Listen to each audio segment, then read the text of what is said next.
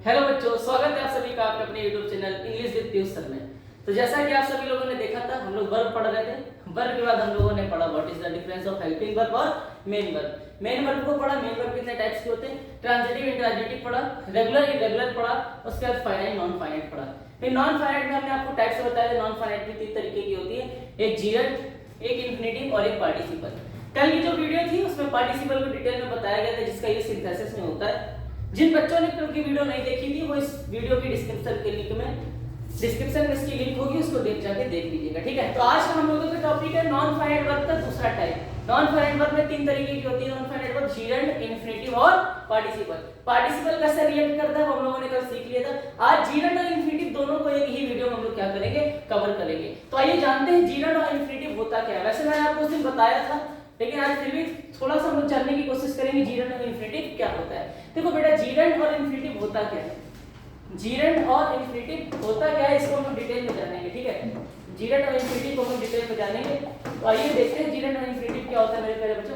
तो जीरंड क्या है और इंफिनिटिव क्या है, इन दोनों को हम लोगों को पढ़ना है। ये दोनों की दोनों पहली बात तो नॉन फाइनाइट वर्ब के लिए काम करती है। किसके लिए काम करती है, non finite verb. Non finite verb के लिए काम करती है कौन, ये दोनों की दोनों वर्ब। कौन दोनों, जीरंड और इंफिनिटिव। जीरंड क्या होता है, जीरंड वर्ब की बेस फॉर्म में या वर्ब की फर्स्ट फॉर्म में आईएनजी लगा के एज अ नाउन काम करता है, एज अ सब्जेक्ट काम करता है। अक्सर कभी कभार ये वर्ब के रूप में भी काम आता है। इसको हम लोग जानेंगे आखिरकार जीरंड किस तरीके से रिएक्ट करता है, देखेंगे इसको, ठीक है। इंफिनिटिव क्या होता है, अच्छा इस वीडियो में हम लोगों ने एक बहुत स्पेशल चीज ये रखी हुई है। कुछ ऐसे वर्ड्स हैं जिनके लिए, कुछ ऐसे वर्ब हैं जिनको हम लोग सिर्फ और सिर्फ जीरंड के रूप में ही यूज कर सकते हैं, इंफिनिटिव के रूप में यूज नहीं कर सकते। वो हम लोग लास्ट में जानेंगे वर्ब्स को, है ना। तो लास्ट तक बने रहिएगा, बहुत अच्छा कॉन्सेप्ट इस बार मिलने वाला है। इंफिनिटिव क्या होता है, इंफिनिटिव क्या होता है, वर्ब की फर्स्ट फॉर्म के पहले टू, बेस फॉर्म के पहले क्या लगा होता है, टू लगा होता है। वर्ब की फर्स्ट फॉर्म के पहले क्या लगा होता है, टू लगा होता है ना। हिंदी में सेंस इन दोनों का नानी ने निकलता है। हिंदी में इन दोनों का सेंस क्या निकलता है, नानी ने। क्या निकलता है मेरे प्यारे बच्चों, नानी ने निकलता है। ये दोनों की दोनों वर्ब क्या होती है, नॉन फाइनाइट वर्ब होती है। इंफिनिटिव के इस बार हम लोग को टाइप्स भी पढ़ेंगे। बेयर इंफिनिटिव क्या होता है, जिसको जीरो इंफिनिटिव कहा जाता है। कॉन्टिन्यूअस इंफिनिटिव क्या होता है, परफेक्ट इंफिनिटिव क्या होता है और पैसिव इंफिनिटिव क्या होता है, इसको भी हम लोग पढ़ेंगे। ओके मेरे प्यारे बच्चों, तो जीरंड और इंफिनिटिव नॉन फाइनाइट वर्ब का हिस्सा है। और नॉन फाइनाइट वर्ब हमारे सेंटेंस में वो वर्ब होती है जो सेंटेंस के सब्जेक्ट पर कोई प्रभाव नहीं डालती, मतलब उस सेंटेंस के सब्जेक्ट पर कोई प्रभाव नहीं होता है उस वर्ब के कारण, या उस वर्ब को कोई प्रभाव नहीं पड़ता है सब्जेक्ट के कारण। मतलब सब्जेक्ट कुछ भी है, उसको कोई मतलब नहीं है। नॉन फाइनाइट वर्ब अपने तरीके से यूज होती है, स्वतंत्र होती है ना।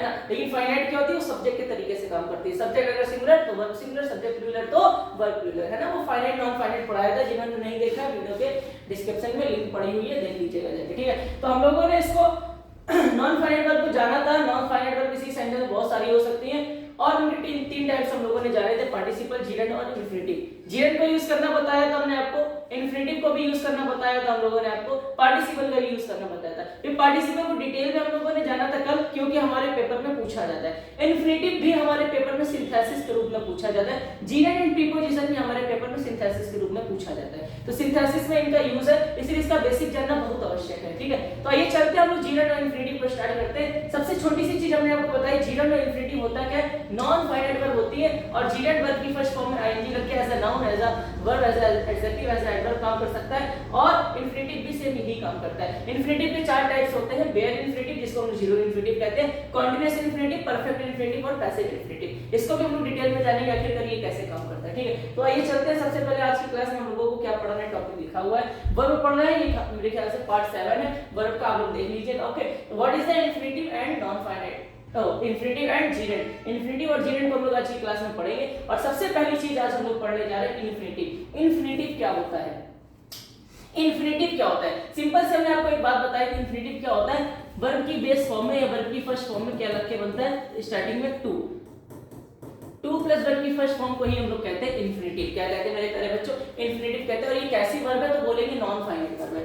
ये बोलेंगे कैसी वर्ब है, तो हम लोग बोलेंगे नॉन फाइनाइट वर्ब है। और नॉन फाइनाइट वर्ब वो होती है जिसका असर सब्जेक्ट पर नहीं पड़ता है, मतलब सब्जेक्ट के कारण उसमें कोई बदलाव नहीं आता है। ठीक है, डेफिनेशन मैंने लिख रखी है, the base form of a verb, अभी मैंने आपको बताया था वर्ब की बेस फॉर्म, जिसको हम लोग वर्ब की फर्स्ट फॉर्म भी कह सकते हैं, यूजुअली प्रेसिडेड बाय टू, मतलब वर्ब की बेस फॉर्म बोले तो वर्ब की फर्स्ट फॉर्म के पहले जब टू लग जाता है तो वह हमारी बन जाती है इन्फिनिटिव। क्या बन जाती? इन्फिनिटिव बन जाती है। हिंदी में इसका सेंस क्या होता है? हिंदी में इसका सेंस होता है, वो हमने आपको पहले ही बताया था, it often gives the sense, often का पेपर में बेटा एक एंटोनियम पूछा जा सकता है, ऑफन का एंटोनियम होता है सेल्डम, ध्यान रखिएगा, पेपर पूछा गया बहुत ज्यादा। ऑफन का मतलब होता है अक्सर, ऑफन का मतलब क्या होता है? अक्सर, और सेल्डम का मतलब होता है कभी कभार। आ गया, इसलिए मैंने आपको बता दिया, कोई वैसी बात नहीं है, ठीक है, कभी कभार। तो ऑफन का अधिकतर आपके पेपर में एंटोनियम पूछा जाता है, तो ऑफन का सेल्डम ध्यान रखिएगा। तो it often gives the sense, ये अक्सर सेंस देती है किसका? ना, नी, ने का। वो हम आपको बता ही चुके थे, जीरंड हो चाहे इन्फिनिटिव हो, दोनों ही ना, नी, ने का सेंस देती हैं। नॉन फाइनाइट वर्ब की पहचान ही यही है हिंदी में, हमने आपको बताया था। करते हुए, टूटता हुआ, वो तो हम लोग पार्टिसिपल में सीख ही चुके थे, वो भी नॉन फाइनाइट वर्ब होती है। बची खुची दो नॉन फाइनाइट वर्ब में नानी ने का सेंस निकलता है, कल वाले में नानी ने का नहीं निकलता था, किसमें? पार्टिसिपल वाले। पार्टिसिपल वाले में करते हुए, ता हुआ, ई हुई, ए हुए, है ना, ये सब कुछ हमने बताया था। डिटेल में जानना तो कल वाली वीडियो देख लीजिएगा। ओके, तो नॉन फाइनाइट वर्ब में जीरंड और इन्फिनिटिव को आज हम लोग पढ़ रहे हैं, और दोनों की पहचान हिंदी में पहचानने की बात करें तो एक ऐसी वर्ब जिसके लास्ट में ना, नी, ने निकलता है, उसको हम लोग कहते हैं इन्फिनिटिव। क्या कहते हैं? इन्फिनिटिव कहते हैं। At the end of the verb, verb के लास्ट में एग्जांपल लिखा हुआ है टू रीड, टू रीड का मतलब होता है पढ़ना, टू रीड का मतलब क्या होता है? पढ़ना। टू कम का मतलब क्या होता है? आना। टू गो का मतलब क्या होता है? जाना। अच्छा, कोई पूछे गो का मतलब क्या होता है, तब अगर आप जाना बोल देंगे तो ये गलत हो जाएगा। गो का मतलब जाना नहीं होता है, गो का मतलब होता है जाओ, गो का मतलब क्या होता है? जाओ। तो जाना किसका मतलब होता है? देखो, जिसके लास्ट, जिस वर्ब के लास्ट में नानी नहीं लग जाए तो उसके पहले या तो इन्फिनिटिव बनाओ उसको, या तो जीरंड बनाओ। तो टू गो लिख सकते हैं या गोइंग लिख सकते हैं, ध्यान रखिएगा। तो जाने की इंग्लिश होती है टू गो, ना कि गो, ध्यान रखना। खाने की इंग्लिश क्या होती है? ईट। ईट होती है क्या? कुछ बच्चे कहते हैं ईट का मतलब होता है खाना, नहीं, ईट का मतलब होता है खाओ, टू ईट का मतलब होता है खाना, ध्यान रखिएगा। ओके मेरे प्यारे बच्चों, तो ध्यान रखिएगा, अधिकतर हिंदी के जो वाक्य होते हैं उसमें जो वर्ब को पहचानते हैं, उस वर्ब में अधिकतर अक्षर नानी ने का सेंस दिखाई देता है। पार्टिसिपल को छोड़ के, पार्टिसिपल में करते हुए, करता हुआ, ता हुआ, ती हुई, ई हुई, वो सब हमने आपको कल पढ़ाया था। एक काम होने के बाद दूसरा काम स्टार्ट हो, परफेक्ट पार्टिसिपल है ना, तो कल देख लीजिएगा। तो ये हम लोग को अभी इन्फिनिटिव के बारे में जानना है। इन्फिनिटिव वो होता है जो वर्ब की फर्स्ट फॉर्म में के पहले टू लगा होता है, वो इन्फिनिटिव का काम करता है। हिंदी में उसका सेंस निकलता है ना, नी, ने के, ठीक है। तो इसका प्राइमरी यूज क्या है? इसका पहला यूज क्या है? To function as a noun. देखो, इन्फिनिटिव तीन तरीके से काम कर सकता है, अभी हम आपको दिखाएंगे भी। ये नाउन के रूप में भी काम कर सकता है, ये एडजेक्टिव के रूप में भी काम कर सकता है, और ये एडवर्ब के रूप में भी काम कर सकता है। तो प्राइमरी इसके यूजेस जो है, पहला जो इसका यूज है, प्राथमिक जो इसका उपयोग है वो क्या है कि एज अ नाउन भी काम करता है, एज अ एडजेक्टिव भी काम करता है, एज अ एडवर्ब भी काम करता है। कल वाले मैंने क्लास में आपको बताया भी था और दिखाया भी था, है ना, किस तरीके से एडजेक्टिव बन रहा था, किस तरीके से ये नाउन बन रहा था, और किस तरीके से ये एडवर्ब बन रहा था। कल की क्लास बहुत इंपॉर्टेंट थी, कल की क्लास जिसने देखोगी उसको आज की क्लास बहुत अच्छे से समझ में आ जाएगी। ओके, कुछ एग्जांपल हम लोगों ने लिख रखे हैं नॉन फाइनाइट वर्ब के। To forgive is divine. अब यहाँ पे ये जो फॉरगिव है, ये किस चीज का काम कर रहा है, ये हम लोगों को जानना है क्या? पहली बात तो फॉरगिव का मतलब क्या होता है सभी को पता है, क्षमा करना, फॉरगिव माफ कर देना, है ना। फॉरगिव का मतलब होता है माफ करना, क्षमा करना। अच्छा, किसी वर्ब के पहले अगर टू आया हुआ है और उसकी फर्स्ट फॉर्म लिखी हुई है, इसका मतलब ये इन्फिनिटिव है। इसके बाद टू फॉरगिव यहाँ पे क्या काम कर रहा है? इन्फिनिटिव का काम कर रहा है। और इन्फिनिटिव अगर है, इसका मतलब ये नॉन फाइनाइट वर्ब है। इसका मतलब ये वाली जो इज लगी हुई है, ये कौन सी वर्ब हो गई? फाइनाइट वर्ब हो गई। तो ये नॉन फाइनाइट वर्ब आई हुई है, और इस नॉन फाइनाइट वर्ब का काम क्या है, ये किस तरीके से काम कर रही है? ये वर्ब का तो काम नहीं कर रही, क्योंकि वर्ब के तुरंत बाद वर्ब तो नहीं आ सकती है। यहाँ इस आया हुआ वर्ब, इसका मतलब ये कुछ और होगा। टू फॉरगिव किस चीज का काम कर रही है? तो जब कभी भी टू प्लस वर्ब की फर्स्ट फॉर्म या वर्ब की फर्स्ट फॉर्म में आईएनजी लग के वो सब्जेक्ट बन जाता है, मैंने कल आपको बताया था, तो एज अ नाउन काम करता है, एज अ सब्जेक्ट काम करता है। तो यहाँ पे ये सब्जेक्ट है पहली बात तो टू फॉरगिव। और टू फॉरगिव यहाँ पे किस चीज का काम कर रहा है? यहाँ पे ये नाउन का काम कर रहा है। किस चीज का काम कर रहा है? नाउन का। क्यों? क्योंकि जब कभी भी जीरंड या इन्फिनिटिव सेंटेंस का सब्जेक्ट बन जाता है तो वह सेंटेंस का नाउन का काम करता है, एज अ नाउन काम करता है। तो यहाँ पे ये टू फॉरगिव लिखा हुआ है मेरे प्यारे बच्चे, ये किस चीज का काम कर रहा है? नाउन का काम कर रहा है। तो हमने आपको पहली बात बताई इन्फिनिटिव किन किन चीजों का काम करता है। इन्फिनिटिव एक तो नाउन का भी काम करता है, एडजेक्टिव का भी काम करता है और एडवर्ब का भी काम करता है। मतलब इन्फिनेटिव नाउन बनके भी यूज होता है, इन्फिनेटिव एडजेक्टिव बनके भी यूज होता है और इन्फिनेटिव एडवर्ब बनके भी यूज होता है। ओके, तो यहाँ पे हमारा सेंटेंस में ये जो टू प्लस वर्ब की फर्स्ट फॉर्म लिखी हुई है, यहाँ पे ये किस तरीके से रिएक्ट कर रहा है, ये यहाँ पे नाउन का काम कर रहा है। किसका काम कर रहा है? नाउन का काम कर रहा है। आइए नेक्स्ट एग्जांपल में समझते हैं जरा। आई हैव अ बुक, मेरे पास एक किताब है, टू रीड पढ़ने के लिए, है ना, मेरे पास पढ़ने के लिए एक किताब है। तो यहाँ पे हम लोगों ने वर्ब ढूंढना है। इन्फिनेटिव कहाँ लिखा हुआ, अगर हम आपसे बात करें तो हर कोई बच्चा पहचानना सीख जाएगा इन्फिनेटिव कहाँ लिखा होगा। जहाँ पे टू प्लस वर्ब की फर्स्ट फॉर्म लिखी होगी वहीं पे कोई इन्फिनेटिव होगा, और अगर कोई इन्फिनेटिव होगा इसका मतलब वो नॉन फाइनाइट वर्ब होगा। कौन सा वर्ब होगा? नॉन फाइनाइट, वो हमने कल बताया था। तो ये अभी के लिए ये नॉन फाइनाइट वर्ब है और ये फाइनाइट वर्ब है। और नॉन फाइनाइट वर्ब ये किस तरीके से काम कर रही है, ये नॉन फाइनाइट वर्ब किस तरीके से काम कर रही है? पहले तो इन्फिनेटिव का काम कर रही है। क्यों? क्योंकि टू प्लस वर्ब की फर्स्ट फॉर्म लगी हुई है, और जहां पे टू प्लस वर्ब की फर्स्ट फॉर्म होती है वो इन्फिनेटिव का काम करती है। अच्छा, ये इन्फिनेटिव भी तीन तरीके से काम करता है, नाउन का, एडजेक्टिव का और एडवर्ब का। जब कभी इन्फिनेटिव सेंटेंस का सब्जेक्ट बन जाता है तो ऐसा नाउन यूज होता है। अब यहाँ पे ये कैसा यूज हो रहा है? अब यहाँ पे ये कैसा यूज हो रहा है? अच्छा, I have a book to read, मेरे पास पढ़ने के लिए एक किताब है। किताब किस लिए है? किताब किस लिए? पढ़ने के लिए। मतलब किताब के बारे में ये पढ़ने के लिए एक्स्ट्रा इंफॉर्मेशन दे रहा है, मतलब ये इसको कंप्लीट कर रहा है। जो नाउन के बारे में बताए वो एडजेक्टिव कहलाता है। तो यहाँ पे ये टू रीड यूज हुआ है ना मेरे प्यारे बच्चे, ये नाउन के लिए काम कर रहा है, अर्थात नाउन की विशेषता बता रहा है। इसका मतलब ये विशेषण है, इसका मतलब ये एडजेक्टिव है। तो यहाँ पे ये टू रीड जो आया ये है तो इन्फिनेटिव, लेकिन वर्ब कैसा कर रहा है? As adjective, as an adjective काम कर रहा है, ध्यान रखिएगा। ओके, अब हम लोग थर्ड एग्जांपल देखते हैं। सी came to C me, C came to सी मी, वह मुझसे मिलने आई, वह मुझसे मिलने आई, है ना। अब यहाँ पे केम हमारी दो वर्ब आई हुई है, एक केम और एक सी। तो सिंपली आप लोग इतना तो पहचानी होगी, कमेंट बॉक्स में बता देना केम कौन सी वर्ब है। सभी को पता है केम कौन सी वर्ब है? फाइनाइट वर्ब है। ओके, और सी कौन सी वर्ब है? नॉन फाइनाइट वर्ब है। क्यों? क्योंकि किसी भी सेंटेंस में फाइनाइट वर्ब कितनी हो सकती है? सिर्फ और सिर्फ एक हो सकती है, और नॉन फाइनाइट ढेर सारी हो सकती है। नॉन फाइनाइट का मतलब ही होता है असीमित क्रिया। क्या होता है? असीमित क्रिया। तो यहाँ पे सी केम टू सी मी, यहाँ पर सेंटेंस लिखा हुआ और यहाँ पे बताना है आपको कि नॉन फाइनाइट वर्ब कहाँ है। तो आप लोगों ने ढूंढ लिया नॉन फाइनाइट वर्ब टू सी है, क्योंकि सब्जेक्ट के तुरंत बाद जो वर्ब होती है वो तो हमारी फाइनाइट ही होती है। इसका मतलब आ गया ये वाली वर्ब नॉन फाइनाइट होगी।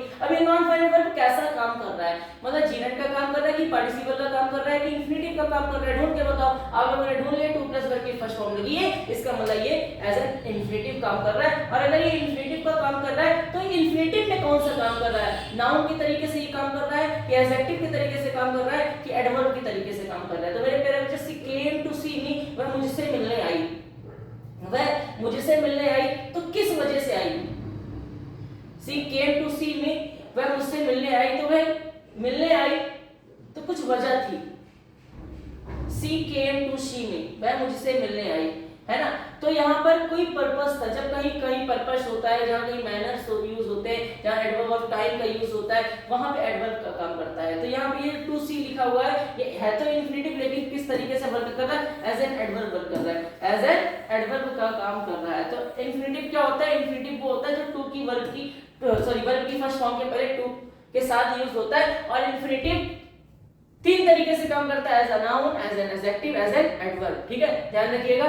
तो इन्फिनेटिव को आप लोगों ने जान लिया। हिंदी के सेंस में कैसे पता करते हैं? कैसी वर्ब जिस क्लास में ना नी का सेंस निकलता है वो क्या होता है? एडवर्ब होता है। Okay, done. आइए नेक्स्ट चलते हैं, आगे क्या लिखा हुआ है देखते हैं। अच्छा, टाइप्स ऑफ इन्फिनेटिव जो कि मैंने आपको बताया था, इसके चार टाइप्स होते हैं मेरे प्यारे बच्चों। इन्फिनेटिव के चार टाइप्स होते हैं, ध्यान रखिएगा। एक बेयर इन्फिनेटिव होता है जिसको हम प्यार से बोलते हैं जीरो इन्फिनेटिव के नाम से। किस नाम से बोलते हैं? जीरो इन्फिनेटिव के नाम से बोलते हैं। ये एक ऐसा इन्फिनेटिव होता है जिसके पहले वर्ब की फर्स्ट फॉर्म तो आई होती है, लेकिन इसके पहले टू का प्रयोग नहीं हुआ होता है, इसके पहले टू का प्रयोग नहीं हुआ होता है। तो इसको हम जीरो इन्फिनेटिव के नाम से जानते हैं, बेयर इन्फिनेटिव के नाम से जानते हैं। कॉन्टिन्यूअस इन्फिनेटिव क्या होता है? कॉन्टिन्यूअस इन्फिनेटिव वो होता है जहां पे टू प्लस वर्ब की फर्स्ट फॉर्म में आईएनजी लग के काम बनता है। ठीक है, टू बी प्लस आईएनजी। ठीक है, तो अभी आगे चल के सीखने को मिलेगा। परफेक्ट इन्फिनेटिव क्या होता है और पैसिव इन्फिनेटिव क्या होता है, ये चारों टाइप्स आप लोगों को आगे हम लोगों ने एक्सप्लेन किए हैं। तो आइए चलते हैं सबसे पहले टाइप्स ऑफ इन्फिनेटिव की तरफ। और टाइप्स ऑफ इन्फिनेटिव होते कितने हैं वो आप सभी को पता होना चाहिए। इन्फिनेटिव क्या होता है? टू प्लस वर्ब की फर्स्ट फॉर्म होता है। ओके, और इन्फिनेटिव के टाइप्स कितने होते हैं? चार होते हैं। सभी को याद होना चाहिए, हर जगह ये कंटेंट नहीं मिलने वाला है। आपको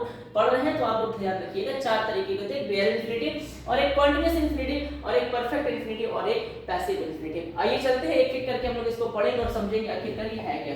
आपके सामने यहाँ पे लिखा होगा बेयर इन्फिनेटिव, जिसको हम लोग जीरो इन्फिनेटिव के नाम से भी जानते हैं। बेयर इन्फिनेटिव जिसको हम लोग जीरो इन्फिनेटिव के नाम से भी जानते हैं, और हमने आपको बताया ये एक ऐसा इन्फिनेटिव होता है, काम तो वो हमारा नॉन फाइनाइट वर्ब का ही कर रहा होता है, लेकिन इसके पहले टू नहीं लगा होता है। ठीक है, तो द इन्फिनेटिव विदाउट टू, देखो लिखा हुआ है एक ऐसा इन्फिनेटिव विदाउट टू जो कि टू नहीं लगा होता, किसके पहले, वर्ब की फर्स्ट फॉर्म के पहले। यूजेस क्या है आप लोगों के सामने लिखे हुए, after all modal verbs can, must, should, etc etcetera. मतलब ये जो वर्ब यूज होती है तो इनके बाद यूज होती है। मतलब जीरो इन्फिनेटिव जो होता है अक्सर इन लोगों के बाद यूज होता है, किनके बाद, मॉडल्स के बाद। और वर्ब, कुछ वर्ब है जिनके बाद, जैसे कि हम लोग कॉस्टिव वर्ब पढ़ेंगे तब हम आपको बताएंगे लेट, मेक, हेल्प के बारे में। अभी आप लोगों को यही पढ़ना है, ये कॉस्टिव वर्ब है, let, make, help, bid, dare. ये देखो डेयर हमारा सेमी मॉडल हो गया, नीड हमारा सेमी मॉडल हो गया, है ना। तो जो जीरो इन्फिनेटिव होता है वो एक तो मॉडल ऑक्सिलरी वर्ब के बाद यूज होता है,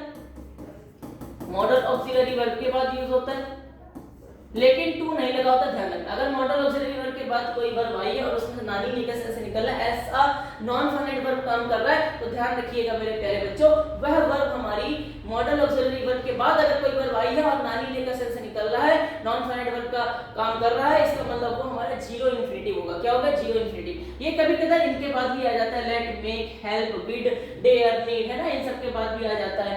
जब कभी इनके बाद कोई वर्ब आ जाए तो समझ जाइए कि वह हमारा जीरो इन्फिनेटिव का काम कर रहा है। एग्जांपल आपके सामने लिखे हुए अभी आपको बताने वाले हैं। नेक्स्ट लिखा हुआ है after verbs of perception, see, hear, feel in the active voice. कुछ ये वर्ड्स हैं उनके बाद भी हमारे एक्टिव वॉइस के तरीके से काम करती है वर्ब, तो वो ही हमारा किसका काम करती है, जीरो इन्फिनेटिव का काम करती है। तो अभी हम लोग इसको समझेंगे एग्जांपल के माध्यम से, लेकिन ये स्लाइड थोड़ा सा नीचे हो गई तो हम लोग इसको ऊपर कर लेते हैं, 1 सेकंड का टाइम लेंगे। ओके, तो हम लोग क्या कर रहे हैं, इसको थोड़ा सा छोटा कर दे रहे हैं और आपको एग्जांपल दिखाने की कोशिश कर रहे हैं। तो ये एग्जांपल लिखे हुए हैं, आप लोग जरा देखिए।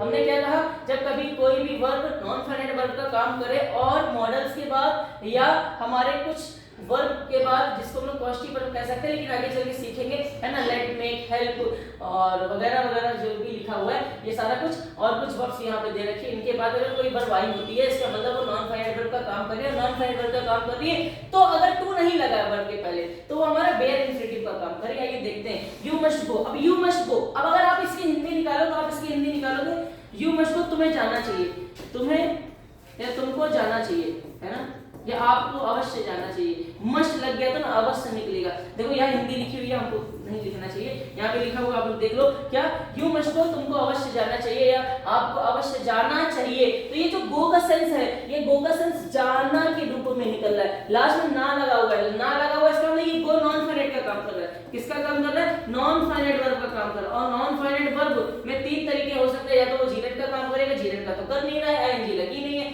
तो इन्फिनेटिव का काम करेगा, सर इन्फिनेटिव को भी रेस्ट दे दो, या तो पार्टिसिपल का काम करेगा, पार्टिसिपल में भी कोई भी काम नहीं कर रहा है, तो ये इन्फिनेटिव का ही काम कर रहा है। सर लेकिन इन्फिनेटिव के पहले तो वर्ब की फर्स्ट फॉर्म के पहले टू आता है, यहाँ टू नहीं आया है, तो यही तो कह रहे हैं, जहां पे एक ऐसी वर्ब वो नॉन फाइनाइट का काम करे और मॉडल्स के बाद यूज हुई है। देखो मस्ट मॉडल है, मॉडल के बाद यूज हुई हो और नॉन फाइनाइट वर्ब का काम कर रही हो और टू ना लगाओ, इसका मतलब यही सेंटेंस तो क्या कहलाता है, बेयर इन्फिनेटिव कहलाता है। इसका मतलब यहाँ पे ये जो गो आई है ये एक नॉन फाइनाइट वर्ब का काम कर रही है, और नॉन फाइनाइट वर्ब का अगर काम कर रही है मेरे प्यारे बच्चे, अगर ये नॉन फाइनाइट वर्ब का काम कर रही है और इसके पहले टू नहीं लगा हुआ, इसका मतलब ये हमारी कौन सी वर्ब हो गई, बेयर इन्फिनेटिव की वर्ब हो गई। इसका मतलब किस तरीके से काम कर रही है, बेयर इन्फिनेटिव का काम कर रही है। तो बेयर इन्फिनेटिव को जीरो इन्फिनेटिव कहा जाता है, मतलब जिसके पहले टू नहीं लगा होता है। थर्ड एग्जांपल देख लीजिए, आई, अच्छा सेकंड तो छूट ही गया, let him speak, let him speak, उसे बोलना बोलने दो, लेट हिम स्पीक, उसे बोलने दो, लेट हिम स्पीक, उसे बोलने दो। अब यहाँ पे देखो आप लोग एक बात समझना, हम लेट वगैरह की यूसेज जब सिखाएंगे ना कॉस्टिव वर्ब में, तो आपको समझ में आएगा कॉस्टिव वर्ब क्या होती है। जहाँ सब्जेक्ट काम ना करके किसी और से करवाता है उसको कॉस्टिव वर्ब कहते हैं। आगे चलकर सीखेंगे कुछ ही दिन में, हो सकता है मैं कल ही आपके लिए कॉस्टिव वर्ब की एक वीडियो ले आऊं बढ़िया से। तो देखते हैं कल क्या टॉपिक आने वाला है। ओके, लास्ट में बताएंगे कौन सा टॉपिक आने वाला है। यहाँ पे देखो लेट हिम स्पीक, उसे बोलने दो, तो स्पीक का मतलब होता है बोलना, बोलने दो। देखो यहाँ पे भी बोलने दो, यहाँ पे भी नानी ने का से निकल रहा है, नानी ने का से निकल रहा है, इसका मतलब यहाँ पे स्पीक कौन सा काम कर रहा है, नॉन फाइनाइट वर्ब का काम कर रहा है। और जब कोई नॉन फाइनाइट वर्ब का काम करेगा और वर्ब की फर्स्ट फॉर्म लिखी होगी और उसके पहले टू नहीं लिखा होगा, तो है तो वो इन्फिनेटिव ही, लेकिन इन्फिनेटिव का कौन सा इन्फिनेटिव है? जीरो इन्फिनेटिव है। तो मेरे ख्याल से मेरे बच्चों को समझ में आ रहा होगा। और वैसे भी मैंने कहा लेट याद करो, लेट, मेक, हेल्प, बेट और लिखा है आपके सामने डेयर, नीड। इन सब के बाद अगर कोई वर्ब आई है नॉन फाइनाइट वर्ब का काम कर रही है, वर्ब के पहले टू नहीं लगा हुआ, इसका मतलब ये है हमारा बेयर इन्फिनेटिव का काम कर रहा होगा। उम्मीद है आपको थोड़ा थोड़ा समझ में आ रहा होगा। नेक्स्ट, आई शॉ हिम रन, आई शॉ हिम रन। अब आपने देखो मैंने आपसे क्या कहा था, कुछ वर्ब याद रखिए, शी, हियर, फील, इनके बाद अगर कोई वर्ब आ रही है और उसके पहले भी टू नहीं लगा, इसका मतलब वो भी हमारी कौन सी वर्ब है? इन्फिनेटिव है। और इन्फिनेटिव की कौन वाली? बेयर इन्फिनेटिव है। तो आई शॉ पहली बात यहाँ दो वर्ब है, शॉ और रन, है ना। शॉ और रन, शॉ एक हमारी फाइनाइट वर्ब हो गई, सिंपली है, सब्जेक्ट की तुरंत बात आई है, और रन हमारी नॉन फाइनाइट हो गई। अब ये नॉन फाइनाइट में कौन वाली है? अगर आपसे पूछे तो आप कहेंगे सर जी नॉन फाइनाइट में तो तीन तरीके की होती है, जीरेंट, या तो जीरेंट के रूप में होता है, या तो इन्फिनेटिव के रूप में होता है, या तो पार्टिसिपल में होता है। ये जीरेंट का है नहीं क्योंकि इसमें फर्स्ट फॉर्म में आईएनजी लगी नहीं है, तो ये पार्टिसिपल भी नहीं है, तो है क्या? ये इन्फिनेटिव है। जब कभी दो वर्ब किसी सेंटेंस में यूज हो रही है तो एक फाइनाइट होती है, एक नॉन फाइनाइट होती है। अब ये नॉन फाइनाइट में कौन सी है? तो ये इन्फिनेटिव का काम कर रही है, क्योंकि कुछ वर्ड्स याद रखने, अगर कोई वर्ब किसी सेंटेंस में कोई वर्ब नॉन फाइनाइट वर्ब का काम करती है और उसके पहले टू नहीं लगा है तो वो इन्फिनेटिव ही है। और इन्फिनेटिव कौन सा वाला है? बेयर इन्फिनेटिव है। तो यहाँ पे डबल वर्ब आई है, एक सो एक हिम रन, तो रन एक नॉन फाइनाइट वर्ब है और नॉन फाइनाइट वर्ब में ये इन्फिनेटिव ही है। इतना समझ गए, क्योंकि जीरेंट का है नहीं, पार्टिसिपल है नहीं, इसका मतलब ये इन्फिनेटिव ही है। और इन्फिनेटिव में कौन वाला इन्फिनेटिव है? तो हम लोग बोल देंगे सर जी ये बेयर इन्फिनेटिव है। कौन सा इन्फिनेटिव है? बेयर इन्फिनेटिव है। क्यों? क्योंकि बेयर इन्फिनेटिव वो होता है जिसके पहले टू नहीं आता है, अर्थात जिसको हम लोग जीरो इन्फिनेटिव के नाम से जानते हैं। हमें लग रहा है आपको समझ में आ गया होगा। आइए नेक्स्ट चलते हैं, हम लोग दूसरे टाइप के बारे में जानते हैं। और दूसरा टाइप हमारा यहाँ पे है कॉन्टिन्यूअस इन्फिनेटिव। क्या नाम है मेरे प्यारे बच्चों? Continuous infinitive. कॉन्टिन्यूअस इन्फिनेटिव क्या होता है? जहां पर टू बी प्लस वर्ब की आईएनजी फॉर्म आती है, जहां पर टू बी प्लस वर्ब की आईएनजी फॉर्म आती है, मतलब एक ऐसा इन्फिनेटिव जो नानी ने कसम तो दे रहा है लेकिन वहां काम चल रहा है, ऑनगोइंग एक्शन है, वहां काम चल रहा है। जैसे कि फंक्शन से लिखा हुआ है, इसका क्या कार्य है? टू शो दैट, ये दर्शाता है कि एक्शन एक एक्शन को दर्शाता है। और कैसे एक्शन को दर्शाता है? ऑनगोइंग एक्शन को, मतलब कार्य प्रगति पर है, मतलब काम चल रहा है। जिस समय मैंने सेंटेंस बोला उस समय काम चल रहा है। और इन प्रोग्रेस, काम को प्रोग्रेस में दिखाता है। At the time refer to by the main verb, है ना। तो ये टाइम मेन वर्ब के टाइम को रिफर करता है कि मतलब काम कब चल रहा है, और मतलब कुल मिला के वहां पे काम चल रहा होता है, ऑनगोइंग एक्शन होता है, ठीक है। और वहां पे देखते हैं एग्जांपल क्या कह रहा है, लिखा हुआ she seems to be working on a new novel. वह एक नए उपन्यास पर काम कर रही है, वह एक नए उपन्यास पर काम कर रही है, वह एक नए उपन्यास पर काम कर रही है। तो सीम्स तो यहाँ पे हमारी होगी कौन सी वर्ब? Finite verb. कौन सी वर्ब हो गई? Finite verb. कर रही है, काम कर रही है, तो यहाँ पर सेकंड वर्ब यूज हुई है, इसका मतलब ये किस तरीके से यूज होगी? ये यूज होगी नॉन फाइनाइट के तरीके से। और अगर ये नॉन फाइनाइट के तरीके से यूज हो रही है तो किस रूप में यूज हो रही है? तो जहां कहीं काम चल रहा होता है वहां हम लोग इन्फिनेटिव अगर उसको बना रहे होते हैं तो इन्फिनेटिव में हम लोग कॉन्टिन्यूअस इन्फिनेटिव बनाते हैं। और कैसे बनाते हैं? To plus be plus verb की आईएनजी फॉर्म, फर्स्ट फॉर्म में आईएनजी फॉर्म, तो टू बी वर्किंग यहाँ पे हो गया। उम्मीद है आपको समझ में आ रहा होगा। सेकंड एग्जांपल देखते हैं। हाँ, लगती है, वह एक नया उपन्यास पर काम कर रही, लगती है, मतलब लगती है तो आपको पता ही है सीम्स का यूज होता है ना। तो ये हमारी फाइनाइट हो गई। और दूसरी काम कर रही, देखो दो दो बार आई है, लगती है तो सीम्स लगा दिया, कर रही है तो कर रही है तो दूसरी बार आ गया। दूसरी बार को तो हम लोगों को फाइनाइट नहीं लिखना है, नॉन फाइनाइट ही लिखना है। और नॉन फाइनाइट के तीन तरीके होते हैं। तो कर रही है तो यहाँ पे ना तो पार्टिसिपल का यूज होगा, क्योंकि पार्टिसिपल में इस तरीके की तो कोई कंडीशन नहीं होती है, जीरेंट भी नहीं होगा। इन्फिनेटिव के रूप में इसको यूज कर सकते हो। और कौन से इन्फिनेटिव में यूज कर सकते हो? कर रही है तो हम लोग बेयर इन्फिनेटिव तो नहीं लगाएंगे। कौन सा इन्फिनेटिव लगाएंगे?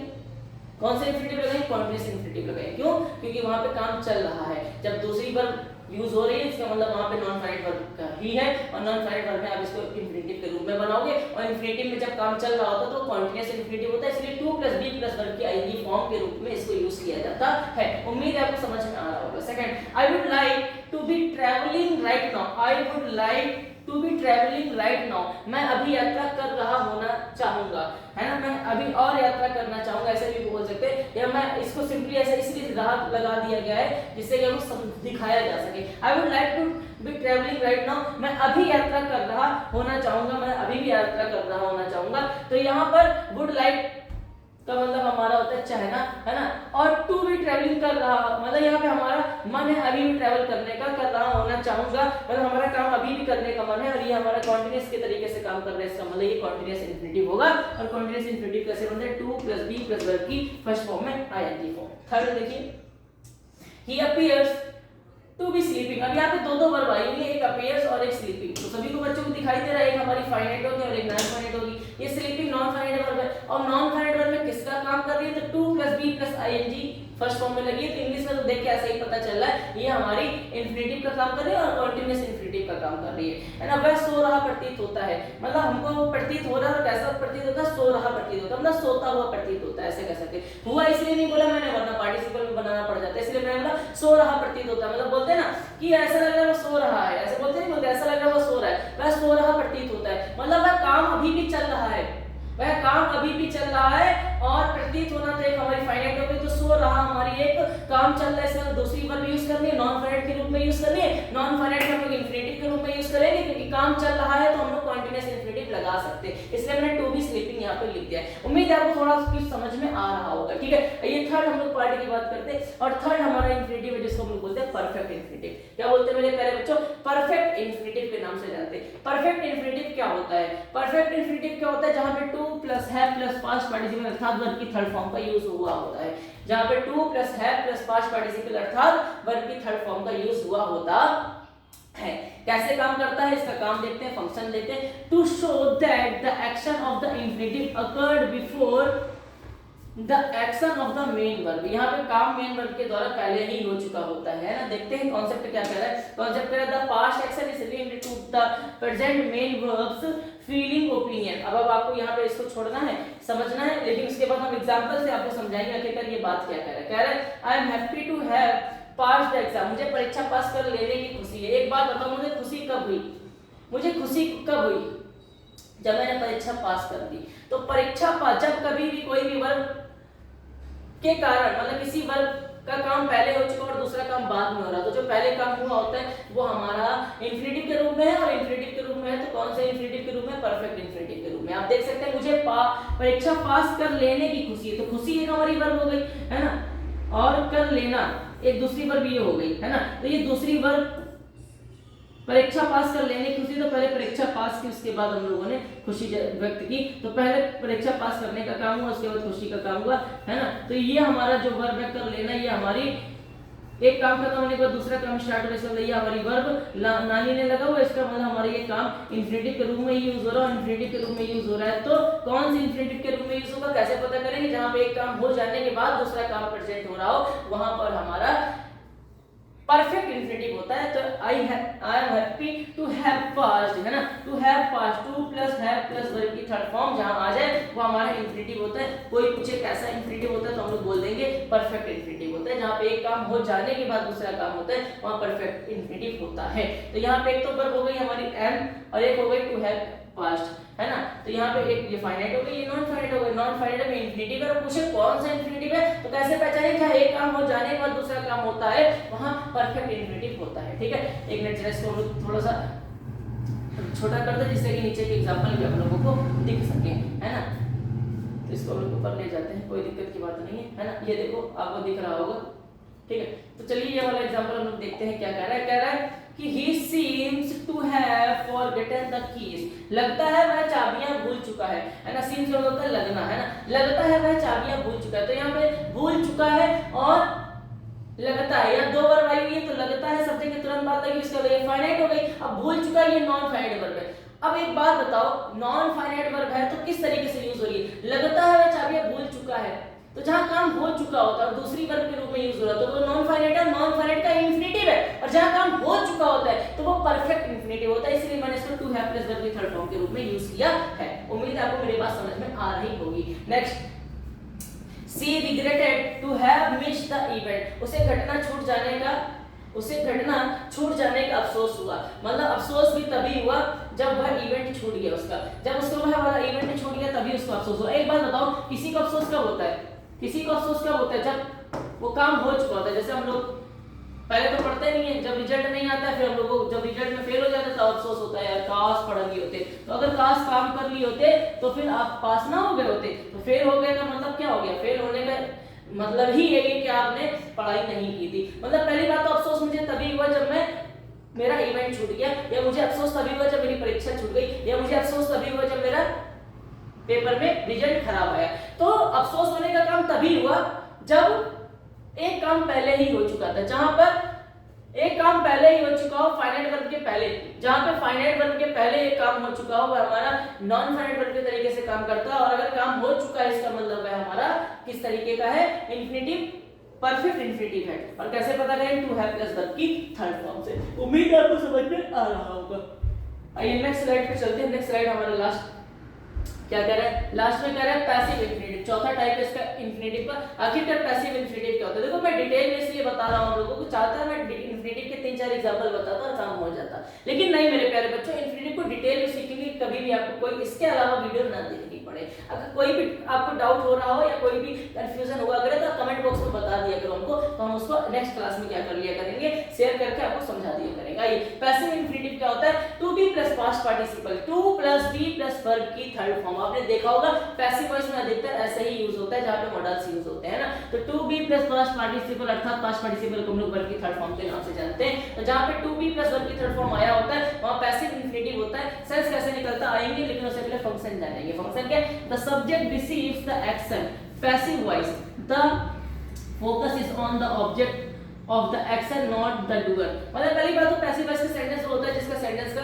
सब्जेक्ट डूअर नहीं होता है, नॉन डूअर होता है। डूअर का मतलब होता है करने वाला, डूअर का मतलब होता है करने वाला। डू प्लस ईआर, जब कभी भी किसी वर्ब के लास्ट में ईआर ओआर या आर लगा दिया जाता तो वाला वाली वाले हो जाता, आपको मैंने बताया था। ये भी क्लास लेके वो आपको आगे बताएंगे। जैसे ईटर, ईटर का मतलब होता है खाने वाला, डूअर का मतलब होता है करने वाला। जिस किसी भी सेंटेंस का सब्जेक्ट काम नहीं करता है वो सेंटेंस पैसिव वॉइस का होता है, ध्यान रखिएगा। क्योंकि सब्जेक्ट में वहां पे काम नहीं किया अर्थात वहां पे काम किसी और के द्वारा कराया जाता है। और एक ऐसा सेंटेंस जहां पे काम किसी और के द्वारा कराया जाता है, कर्ता के द्वारा काम नहीं होता है, तो वह सेंटेंस पैसिव वॉइस का होता है। और अगर पैसिव वॉइस है और वहां दो वर्ब यूज हुई है तो एक फाइनाइट होगी और एक नॉन फाइनाइट होगी, और दूसरी अगर नॉन फाइनाइट है और पैसिव के तरीके से सब्जेक्ट काम कर रहा है, इसका मतलब ध्यान रखिएगा वहां पर हम लोग to plus be plus verb की थर्ड फॉर्म का यूज करेंगे। आइए जानते हैं थोड़ा सा एग्जांपल के माध्यम से। लिखा था documents needs to be signed, ठीक है। तो दस्तावेज पर हस्ताक्षर किए जाने की जरूरत है, दस्तावेज पर हस्ताक्षर किए जाने की जरूरत है। एक बार बताओ ये डॉक्यूमेंट में कोई काम किया गया, वो तो कह रहा है दस्तावेज पर, ये डॉक्यूमेंट में साइन किया जाना चाहिए की जरूरत है, मतलब नीड्स का मतलब जरूरत है, आवश्यकता है ना। दस्तावेज पर सिग्नेचर कराने की आवश्यकता है। तो एक बार बताओ कि दस्तावेज ने काम किया गया। जब कभी किसी सेंटेंस का सब्जेक्ट काम नहीं करता इसका मतलब वो नॉन डूअर होता है। क्या होता है मेरे प्यारे बच्चे, नॉन डूअर होता है। जब कभी किसी सेंटेंस का सब्जेक्ट काम ना करे तो वह नॉन डूअर, सिग्नेचर तो किसी और का किया जाएगा ना इस पर, तो काम इस पे, इस सब्जेक्ट पे काम किसी और के द्वारा करा जाएगा। सब्जेक्ट काम नहीं कर रहा, जब किसी भी सेंटेंस का सब्जेक्ट काम नहीं करता मेरे प्यारे बच्चों तो वह हमारा पैसिव वॉइस का सेंटेंस होगा, ध्यान रख लेना। किसका होता है, पैसिव वॉइस। जब हम लोग पैसिव वॉइस पढ़ेंगे तब आपको बहुत डिटेल में पढ़ाएंगे, तो वह हमारा सेंटेंस किसका होता है, पैसिव वॉइस का होता है। और यहाँ दो वर्ब आई हुई है, एक नीड और एक सिग्नेचर, ठीक है, साइन। तो यहाँ पर नीड जो है ये फाइनाइट वर्ब होगा क्योंकि सब्जेक्ट के तुरंत बाद आई है। तो ये कौन सी वर्ब है, ये हमारी नॉन फाइनाइट है। अब ये नॉन फाइनाइट में कौन वाली को लिखेंगे हम लोग, तो ध्यान रखिएगा जब कभी भी सेंटेंस का सब्जेक्ट काम ना करे तो सेंटेंस पैसिव वॉइस का होगा, गारंटी सर। और अगर पैसिव वॉइस का होगा और हम लोगों को दूसरी वर्ब यूज करनी है तो हम लोग पैसिव इन्फिनिटिव का यूज कर लेंगे। और पैसिव इन्फिनिटिव का यूज कैसे किया जाता है, to plus be plus verb की थर्ड फॉर्म के रूप में। तो टू बी लगा दी, उसके बाद वर्ब की थर्ड फॉर्म लगा दी साइन, साइन, ठीक है, ध्यान रखिएगा। सी एक्सपेक्ट्स टू बी प्रमोटेड, वह पदोन्नत किए जाने की उम्मीद करती है। मतलब क्या ये इसने कोई काम किया, ये तो उम्मीद करती है कि हम क्या होंगे, हम प्रमोट होंगे, हमारी जॉब को और आगे बढ़ाया जाएगा या हमको आगे बढ़ाया जाएगा, जो कुछ है। तो सब्जेक्ट ने क्या कोई काम किया, कोई प्रमोट कौन करेगा, कोई और ही करेगा, किसी और के द्वारा ही काम होगा। सेंटेंस में इसके द्वारा कोई काम नहीं हो रहा है, ये तो प्रमोट की जाएगी, बस इसको एक उम्मीद है कि हम प्रमोट किए जा सकते हैं ना। तो जब कभी सब्जेक्ट कोई काम नहीं करता है तो ये हमारा पैसिव वॉइस का सेंटेंस होता है। और ये पहली बात तो पैसिव वॉइस का सेंटेंस है, क्यों आगे आपको पता चलेगा जब हम आपको पैसिव वॉइस पढ़ाएंगे डिटेल में। अभी इतना जान लो, किसी का सब्जेक्ट नॉन डूअर होता है, सेंटेंस में एक्शन नहीं करता है, तो वो हमारा पैसिव वॉइस का ही होता है। तो सी एक्सपेक्ट्स टू बी प्रमोटेड, है ना। तो सी एक्सपेक्ट्स टू बी प्रमोटेड, तो हमारा ये सेंटेंस पैसिव वॉइस का है। और यहाँ पर ये एक वर्ब आई है, इसका मतलब ये तो फाइनाइट हो जाएगी। तो दूसरी वाली ये जो प्रमोटेड है ये नॉन फाइनाइट होगी। और नॉन फाइनाइट को किस रूप में लिखेंगे, बहुत सारे तरीके होते हैं, डिरेक्ट के तरीके से लिख सकते हो, इन्फिनिटिव के तरीके से लिख सकते हो, या पार्टिसिपल के तरीके से लिख सकते हो। लेकिन मेरे प्यारे बच्चों यहाँ पर सेंटेंस का सब्जेक्ट एक्शन नहीं कर रहा है तो पैसिव वॉइस का सेंटेंस है। और कोई सेंटेंस पैसिव वॉइस का और दूसरी वर्ब आपको लिखनी हो तो उसको हम लोग इन्फिनिटिव के रूप में लिखते हैं। और इन्फिनिटिव के कौन से रूप में, पैसिव इंफिनिटिव के रूप में लिखते हैं। किसके रूप में लिखते हैं? पैसिव इंफिनिटिव के रूप में लिखते हैं। जैसे ये भी है, the work is yet to be completed, काम अभी भी पूरा किया जाना बाकी है। मतलब क्या काम अभी भी किया जाना बाकी है? मतलब क्या काम ने एक्शन किया? क्या नहीं किया, ये तो होना बाकी है। तो सब्जेक्ट ने एक्शन नहीं किया तो मेरे प्यारे बच्चों ये हमारा पैसिव वॉइस का सेंटेंस है। और दूसरी वर्ग अगर आपको यूज करना है तो आप इंफिनिटिव के रूप में पैसिव इंफिनिटिव का यूज कर सकते हो। उम्मीद है ये आपको बात समझ में आ गई होगी। आइए हम लोग अब दूसरा पॉइंट पढ़ते हैं, जीरेंड। तो इंफिनिटिव हम लोगों ने जान लिया, चार तरीके के होते हैं, bare infinitive, continuous infinitive, perfect infinitive और पैसिव इंफिनिटिव। अब जीरेंड क्या होता है? सिंपल है, जीरेंड क्या होता है, जीरेंड को हम लोग जान लेंगे। थोड़ा सा इसको छोटा और कर लेते हैं जिससे कि आपको ये दिखाई दे जाए, ठीक है। हाँ, अब उम्मीद है आपको दिख रहा होगा। आइए जीरेंड क्या होता है ये हम लोग बात करते हैं। देखो जीरेंड क्या होता है, वो हमने आपको बताया था, जब कभी भी वर्ब की फर्स्ट फॉर्म में आईएनजी लग जाए, एक ऐसा सेंटेंस जिस किसी की वर्ब की फर्स्ट फॉर्म में आईएनजी लग के आ जाए, है ना, एज अ सब्जेक्ट काम करे। देखो वर्ब की फर्स्ट फॉर्म में आईएनजी, बेस फॉर्म में आईएनजी लग जाता है और सेंटेंस में नानी ने का सेंस देता है और काम करता है सब्जेक्ट का, ऐसा नाउन काम करे तो हमारा जीरेंड है। आइए जानते हैं एग्जांपल के माध्यम से ढेर सारे। तो देखो डेफिनेशन इसकी क्या होती है? डेफिनेशन होती है the ING form of a verb that functions purely as a noun, है ना। देखो ये सबसे ज्यादा काम करता है, पता है किस चीज, किस रूप में? नाउन के रूप में। ये नाउन के रूप में ही काम करता है जीरेंड। और ये होता क्या है, ये वर्ब की फर्स्ट फॉर्म में आईएनजी के रूप में यूज होता है। होती कौन सी वर्ब है? नॉन फाइनाइट वर्ब ही होती है। ये होती कौन सी वर्ब है? तो ध्यान रखिएगा नॉन फाइनाइट वर्ब ही होती है, ध्यान रखिएगा, ठीक है। तो हिंदी में क्या सेंस से निकलता है? हिंदी में सेंस से निकलता है like the infinitive it also gives the sense of, नानी ने, यहाँ पे भी नानी ने का सेंस निकलता है, ध्यान रखिएगा। जैसे स्विमिंग, तैरना, है ना, तैरना एक अच्छी आदत है, बोलते कि नहीं बोलते, या तैरना एक अच्छी आदत ही बोल सकते हैं, या बुरी आदत आपको बोलना तो बोल सकते हो। Swimming is a good habit. तो जैसे हम लोग कह सकते हैं तैरना एक अच्छी आदत है, उसको लिखेंगे swimming is a good habit. अब यहाँ पे आप लोग अगर देखो, हमने आपको बताया था कल वाली क्लास में, जब कभी किसी वर्ब की फर्स्ट फॉर्म में आईएनजी लगी हो और वो किसी सेंटेंस के सब्जेक्ट का काम कर रहा है, देखो ना वर्ब के पहले सब्जेक्ट ही तो होता है, तो वो सेंटेंस में एज अ नाउन काम करता है। और नाउन काम करता है तो होता क्या, वो जीरेंड होता है। और ये है कौन सी वर्ब? ये जीरेंड। इसका मतलब ये नॉन फाइनाइट वर्ब है। अगर ये जीरेंड है इसका मतलब ये नॉन फाइनाइट वर्ब है। तो अभी हम लोग आगे चलेंगे और जानेंगे आखिरकार ये क्या क्या होते हैं। तो फंक्शन इसके क्या होते हैं ये हम लोग जान लेते हैं थोड़ा सा। देखो ये सब्जेक्ट के रूप में भी काम करता है, ये ऑब्जेक्ट के रूप में भी काम करता है, ये ऑब्जेक्ट ऑफ प्रीपोजिशन का भी काम करता है और ये कॉम्प्लीमेंट का भी काम करता है। तो जीरेंड चार तरीके से काम करेगा सब्जेक्ट के रूप में, जैसे यहाँ पे सब्जेक्ट के रूप में काम कर रहा है ना। आगे चल के मैं इसका ऑब्जेक्ट भी बना दूंगा, आगे चल के मैं प्रीपोजिशन का ऑब्जेक्ट भी बना दूंगा, और आगे चल के मैं कभी कभी सेंटेंस में कॉम्प्लीमेंट का भी काम करा लेता हूँ। तो जीरेंड चार तरीके से यूज हो जाता है, सब्जेक्ट की जगह यूज हो जाता है, ऑब्जेक्ट की जगह यूज हो जाता है, प्रीपोजिशन के ऑब्जेक्ट की जगह यूज हो जाता है, और सेंटेंस के कॉम्प्लीमेंट की जगह यूज हो जाता है।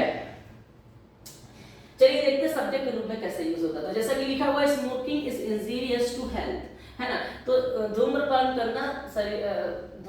करना स्वास्थ्य के लिए हानिकारक है ना। तो यहाँ पर ये स्मोकिंग आया हुआ, और मैंने कहा था जब कभी कोई भी वर्ब की फर्स्ट फॉर्म में आईएनजी लगा और वो सेंटेंस का सब्जेक्ट का काम कर रहा हो, सेंटेंस का सब्जेक्ट का काम कर रहा हो, तो वो जीरेंड होता है, क्योंकि वो एज अ नाउन काम कर रहा है। क्योंकि भैया ये वर्ब है, इसके पहले आया, इसका मतलब सब्जेक्ट है, सब्जेक्ट है, इसका मतलब एज अ नाउन है, नाउन इसका मतलब जीरेंड है, जीरेंड इसका मतलब कौन सी वर्ब है?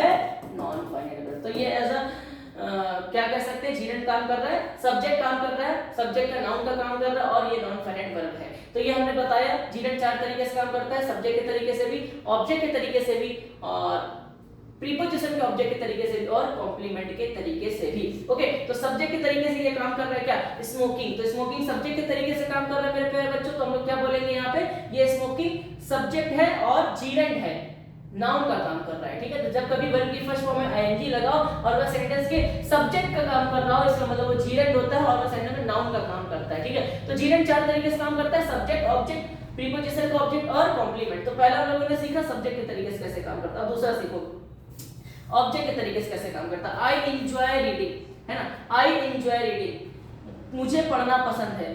देखो एक तो एंजॉय पसंद हो गई, ये तो हमारी फाइनाइट वर्ब हो गई, है ना। इसको जरा कहीं और लिख देते, एक सेकंड तक जरा टाइम दीजिएगा, इसको यहीं लिख देते थोड़ा सा यहाँ, क्योंकि आपको दिखाई नहीं देगा, इसको समझाना बहुत जरूरी है। पहला हम लोगों ने सीखा जीरेंड हमारा सेंटेंस के सब्जेक्ट का काम करता है। हम लोग सीखेंगे जीरेंड हमारा सेंटेंस में ऑब्जेक्ट का काम कैसे करता है। जरा देखना ऑब्जेक्ट होता क्या है, अच्छा ये बता दो। हमने उसको आपको एक क्लास में बताया था ऑब्जेक्ट क्या होता है। देखो ऑब्जेक्ट क्या होता है, जो वर्ब से, ऑब्जेक्ट क्या होता है मेरे प्यारे बच्चों, जो वर्ब से क्या या किसको का जवाब देता है। ऑब्जेक्ट वो होता है जो किसी भी सेंटेंस से कि वर्ब से क्या और किसको का जो जवाब देता है वो ऑब्जेक्ट होता है। अच्छा चलो देखते हैं यहाँ पे ये क्या कह रहा है। I enjoy reading, I enjoy reading. अच्छा आप पहले इतना बता दो इस सेंटेंस में वर्ब कितनी आई है। हर एक बच्चा बोलेगा सर इस सेंटेंस में 2 वर्ब आई हुई, एक ये और एक ये। अच्छा जो सब्जेक्ट के जस्ट तुरंत बाद लिखी इसका मतलब ये हमारी कौन सी वर्ब है। सभी बच्चे बोलेंगे कौन सी वर्ब है, फाइनाइट वर्ब है। कौन सी वर्ब है मेरे प्यारे बच्चों, फाइनाइट। इसका मतलब यहाँ पे ये जो दूसरी वर्ब आई है वो 110% नॉन फाइनाइट ही होगी। क्यों, क्योंकि किसी सेंटेंस में फाइनाइट एक ही होती है और एक मिल गई दूसरी नॉन फाइनाइट है। अब ये नॉन फाइनाइट में किस तरीके से काम कर रही है, वर्ब की फर्स्ट फॉर्म में आईएनजी लगा हुआ है, इसका मतलब ये एज अ बोलो बोलो बोलो बोलो एज अ जीरंड काम कर रही है, जीरंड के रूप में काम कर रही है। और जीरंड के रूप में काम कर रही है तो जीरंड के किस रूप में काम कर रही है, सब्जेक्ट के रूप में काम कर रही है कि सब्जेक्ट के रूप में काम कर रही है कि प्यारे बच्चों सब्जेक्ट के रूप में काम कर रही है कि ऑब्जेक्ट के रूप में काम कर रही है कि प्रीपोजिशन के ऑब्जेक्ट के रूप में काम कर रही है कि कॉम्प्लीमेंट के रूप में काम कर रही है। तो सब्जेक्ट के रूप में तब काम करती है जब किसी भी सेंटेंस के स्टार्टिंग में लिखी होती है और आईएनजी लगी होती है। आईएनजी यहां पे भी लगा हुआ है वर्ब की फर्स्ट फॉर्म में और ये नॉन फाइनाइट ही है और नॉन फाइनाइट में जीरंड का काम कर रही है क्योंकि इंफिनिटिव तो है नहीं, इंफिनिटिव होती है जहां 2 + 1 की फर्स्ट फॉर्म लगी होती है ना। मुझे पढ़ना पसंद है तो पसंद एक हमारी फाइनाइट होगी, पढ़ना नानी ने लगा हुआ आप देख सकते हो नॉन फाइनाइट है, नॉन फाइनाइट है इसका आईएनजी के रूप में यूज हो रहा है और आईएनजी के रूप में यूज हो रहा है तो जीरंड का काम कर रहा है। और ये जीरंड में किसका काम कर रहा है तो चलते हैं देखते हैं। सब्जेक्ट है कि सब्जेक्ट तो है नहीं क्योंकि बाद में आया हुआ सब्जेक्ट तो आई है, तो फिर ये है क्या, तो वर्ब से पूछो। आई एंजॉय तो पसंद है, पसंद है क्या पसंद है, क्या पसंद है, वर्ब से पूछो क्या पसंद है, क्या का जवाब आया पढ़ना पसंद है, तो क्या का जवाब जो आया वो क्या होता है ऑब्जेक्ट होता है। इसका मतलब यहाँ जो रीडिंग यूज हुआ है मेरे प्यारे बच्चों वो किसका काम कर रहा है, ऑब्जेक्ट का काम कर रहा है। किस चीज का काम कर रहा है, ऑब्जेक्ट का काम कर रहा है। इसका मतलब यहाँ रीडिंग क्या है, एक ऑब्जेक्ट है, जीरंड है। और जीरंड ये दूसरा हमने टाइप सिखाया ऑब्जेक्ट का काम कब करता है, ऑब्जेक्ट का काम कर रहा है, कर रहा है नहीं कर रहा है, जब वर्ब के तुरंत बाद आ जाए दूसरी वर्ब और वो आईएनजी लगी वर्ब की फर्स्ट फॉर्म में तो वो एज अ जीरंड है और किसका काम कर रहा होता है, ऑब्जेक्ट का काम करता है। तो 2 चीजें हम लोगों ने सीख ली, सब्जेक्ट के तरीके से कैसे काम करता है और ऑब्जेक्ट के तरीके से कैसे काम करता है। ठीक है अब इसको जरा सा नोट कर लो, मैं 1 मिनट पानी पी लूं क्योंकि मेरा गला सूख रहा है ना। तीसरा क्या है, ऑब्जेक्ट ऑफ अ प्रीपोजिशन।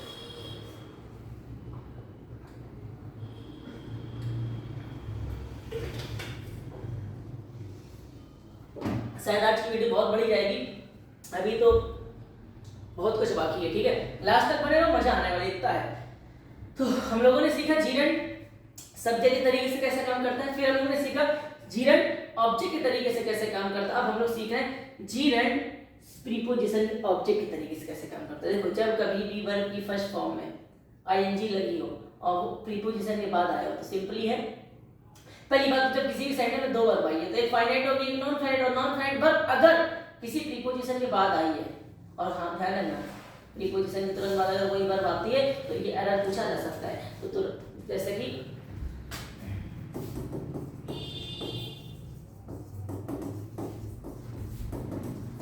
ये आपके पेपर में क्वेश्चन आया था, ये आपके इंटर के पेपर में क्वेश्चन आया था सिंथेसिस।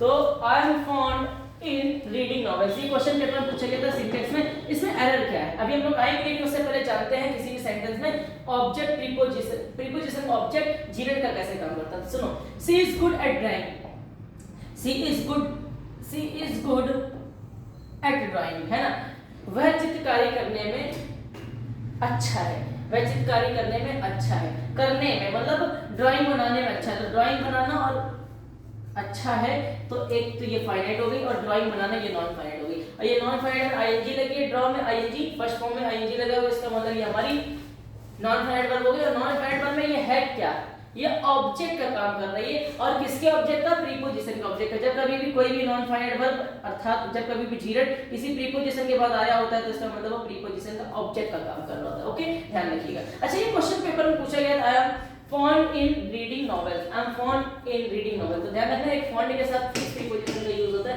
फॉन्ट के साथ ऑफ, टायर्ड के साथ ऑफ, ये दोनों ध्यान रखना, कॉन्फिडेंट के साथ भी ऑफ, ध्यान रखना confident of, font of, tired of. Class में जब सिंटेक्स पढ़ाएंगे तब बोलते हैं। तो यहाँ ये कह रहा है I M font in reading novel, तो ये इन जो है यहाँ पे होना चाहिए तो ऑफ। अच्छा यहाँ पे अगर बात करें तो कितनी वर्ब है, आई एम फॉन्ड, शौकीन होता है, फॉन्ड ऑफ का मतलब होता है शौकीन, शौकीन किसी चीज का शौकीन होना। मुझे पसंद है, शौकीन कह सकते हैं, पसंद कह सकते हैं, मुझे पसंद है नॉवेल पढ़ना। तो पढ़ना, ये देखो हमारी पढ़ना है ना, ये हमारा नॉन फाइनाइट वर्ब है और ये हमारी फाइनाइट वर्ब है। ये फाइनाइट और ये नॉन फाइनाइट, और ये नॉन फाइनाइट में किसका काम कर रही है? नॉन फाइनाइट में किसका काम कर रही है? जीरेंड का काम कर रही है। क्यों? क्योंकि वर्ब की फर्स्ट फॉर्म में क्या लगा हुआ है? आईएनजी लगा हुआ है, रीड में आईएनजी लगा हुआ है, जीरेंड का काम कर रही है। और जीरेंड में सब्जेक्ट का काम कर रही है कि ऑब्जेक्ट का काम कर रही है कि प्रीपोजिशन के ऑब्जेक्ट का काम कर रही है? तो आप सभी बोलेंगे यहाँ ऑफ है और ऑफ के तुरंत बाद ये आया हुआ, मतलब प्रीपोजिशन के तुरंत बाद जब जीरेंड आता है तो वह हमारे प्रीपोजिशन के ऑब्जेक्ट का काम करता है। तो उम्मीद है आपको मेरी बातें समझ में आ रही होगी। आइए लास्ट कॉम्प्लीमेंट के तरीके से कैसे काम करता है। तो my favourite past time is finishing, है ना, मेरा पसंदीदा,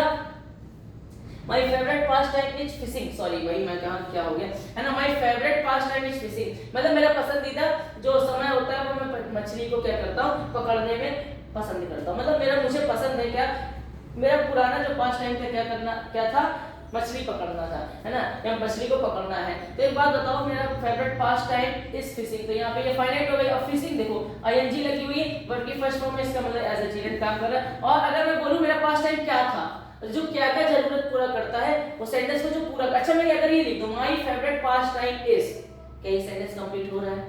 क्या ये सेंटेंस कंप्लीट हो रहा है? नहीं, मैंने एक बात बोला, फिशिंग, पकड़ना, मछली पकड़ना, फिशिंग का मतलब हो गया मछली पकड़ना, मछली को पकड़ना। My favourite past time is, क्या ये सेंटेंस कंप्लीट है? नहीं, मैं पूछूंगा क्या आपका पास्ट टाइम, आपका फेवरेट पास्ट टाइम क्या था, तो आप बोले फिशिंग करना, मतलब मछली को पकड़ना। तो सेंटेंस को ये कंप्लीट कर रहा है। जब आप लास्ट में आईएनजी लगाओ, पकड़ना ना, पकड़ना, मछली पकड़ना, नानी ने निकल गया तो नॉन फाइनाइट है, नॉन फाइनाइट है तो जीरेंड रूप में अगर बना रहे हो और आईएनजी लगाना पड़ेगा, और आईएनजी लगाओगे तो ये किसका काम कर रहा है? सेंटेंस को कंप्लीट कर रहा है। इसका मतलब सेंटेंस के कॉम्प्लीमेंट का काम कर रहा है। ओके मेरे प्यारे बच्चों, थोड़ी सी वीडियो लंबी इसलिए जा रही है क्योंकि हम लोग दोनों पार्ट को एक साथ क्लियर करना है, जीरेंड और इन्फिनिटिव को। तो मेरे प्यारे बच्चों, इन्फिनिटिव को हम लोग बहुत डिटेल में सीखे थे ना, आइए थोड़ा सा और हम लोग देखते हैं। कुछ ऐसे जीरेंड हम लोगों ने यहाँ पे लिखे हुए हैं जो थोड़े कंफ्यूज होते हैं, वो हम लोग देखते हैं आखिरकार ये है क्या। देखिए, some verbs must be followed by a gerund not an infinitive. देखो हमने आपको लास्ट में बताया था, स्टार्टिंग में बताया था क्लास के, कि कुछ वर्ब्स ऐसी होती है जो सिर्फ और सिर्फ जीरेंड का ही काम करती है, इन्फिनिटिव का काम नहीं करती। जैसे पीछे वाला सेंटेंस में मछली पकड़ना, तो उसको हम टू फिश भी लिख सकते थे, इन्फिनिटिव के रूप में भी यूज कर सकते थे। जीरेंड में प्रयोग कर रहा है इसलिए मैंने फिशिंग लिखा था, और वो हमारा कॉम्प्लीमेंट का काम कर रहा था, उसको लोग इन्फिनिटिव में भी लिख सकते थे। लेकिन कुछ ऐसी वर्ब है जिनका इन्फिनिटिव नहीं लिख सकते मेरे प्यारे बच्चों। एक देखो पेपर हमको ये दिख गया, डैनी पेपर में पूछा जाएगा।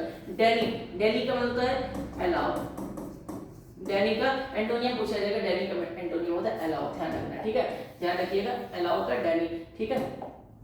आइए चलते हैं हम लोग यहाँ पे। तो कुछ वर्ब्स ऐसी होती है जो सिर्फ और सिर्फ जीरेंड का काम करती हैं और इन्फिनिटिव का काम नहीं करती। तो वर्ब्स आपको याद होनी चाहिए, admit, avoid, consider, Danny, enjoy, finish, imagine, mind और मिस, सजेस्ट, पोस्टपोन, क्वाइट, ठीक है। तो ये थोड़ा सा मेरे प्यारे बच्चों कुछ वर्ड्स तो याद ही करनी पड़ेगी, है ना। एडमिट का मतलब होता है स्वीकार करना, है ना, एडमिट का मतलब होता है स्वीकार करना, है ना। रिफ्यूज का मतलब होता है मना करना, ठीक है।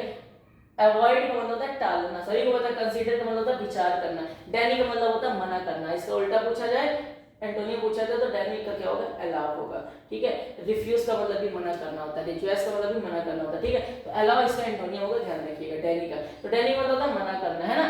और एंजॉय का मतलब सभी को पता आनंद लेना। फिनिश का मतलब हो गया समाप्त करना। इमेजिन का मतलब सभी बच्चे जानते हैं, महसूस करना, है ना, कल्पना करना, ठीक है। तो माइंड का मतलब भी आप लोगों को पता ही है कि बुरा मानना, है ना। मिस का मतलब याद करना या छोड़ देना। तो ये सारा कुछ आप लोगों को पता होना चाहिए। कुछ ऐसी वर्ब होती है जो सिर्फ और सिर्फ जीरेंड का काम करती है, इन्फिनिटिव का काम नहीं करती है। ये कुछ वर्ड्स आपके सामने लिखी हुई है जिसके एग्जांपल हम लोगों ने यहाँ पे लिखे हुए हैं, ठीक है। तो जैसे कि आप लोगों ने देखा कि वी एंजॉयड, मैंने क्या कहा, एंजॉयड याद रखना, एंजॉयड, डैनी, सजेस्ट, पोस्टपोन्ड, है ना, और एडमिट, ये सारा कुछ वर्ब्स याद रखना है जो इनके बाद अगर कोई वर्ब यूज हो रही है सभी के बाद, तो वो जीरेंड के रूप में ही यूज होगी, इन्फिनिटिव के रूप में यूज नहीं होगी। जैसे कि लिखा वी एंजॉयड डांसिंग, अब एंजॉयड आया हुआ है तो अगर आप यहाँ पे लिख दोगे वी एंजॉयड टू डांस, अब आप कहोगे सर जी एक वर्ब है ये फाइनाइट है, इसके तुरंत बाद हमको ये जो वर्ब आई हुई है नॉन फाइनाइट, और नॉन फाइनाइट तो तीन तरीके से लिखी जा सकती है, तो क्या सर जी मैं इसको इन्फिनिटिव के रूप में लिख दूं? नहीं, गलत हो जाएगा। क्यों? क्योंकि मैंने कुछ स्पेशल आपको वर्ब्स बताइए जिनके पास सिर्फ और सिर्फ कोई वर्ब अगर आएगी तो वो जीरेंड बन के ही आएगी, इन्फिनिटिव बनकर नहीं आएगी। तो वी एंजॉय डांसिंग, हमने नृत्य करने का आनंद लिया, है ना, हमने नृत्य करने का आनंद लिया।